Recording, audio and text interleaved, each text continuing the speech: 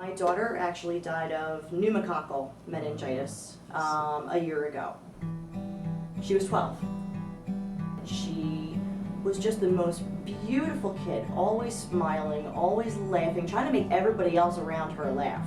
She was the kind of kid that if she had a jacket and you didn't and you were cold, she would literally take the coat off of her back and give it to you.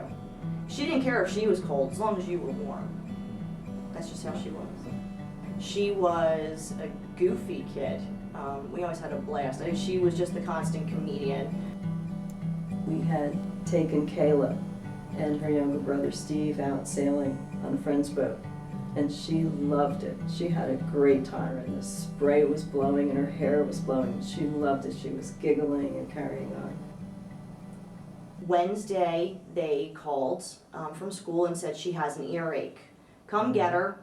You know, we don't think it's anything major. It's just probably another ear infection. After lunch, sometime in the middle of the afternoon, she told her stepfather that she had a headache, and as any good parent does, Jerry gave her a couple of Advil, told her to lay on the couch and take a nap, and just about the time Danielle was coming home from work, she had a seizure, and Jerry called 911, and she went into a coma. They came and picked her up.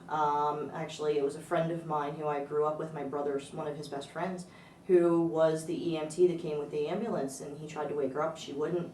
He didn't even wait for them to bring the gurney in the house. He just picked her up and ran out the front door with her, put her in the ambulance, started the IVs. We took her to the emergency room, and we were in the emergency room for about 3 minutes before Dr. Carnival said to me, "Oh my God, she's got meningitis."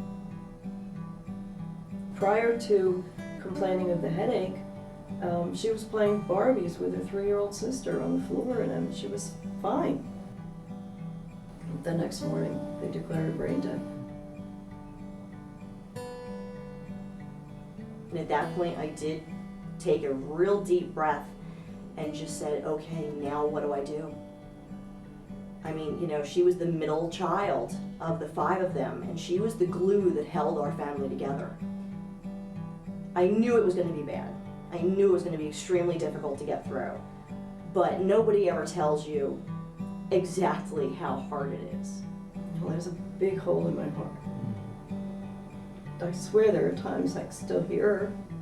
I still see her. If a vaccine had been available, my daughter would still be here. And I would give anything in this world to be able to see her again. There is no reason on God's green earth to take a chance to put your child and your family through what we've been through. The chance that a vaccine could harm your child is so slight. To take that risk, I think, is just unconscionable.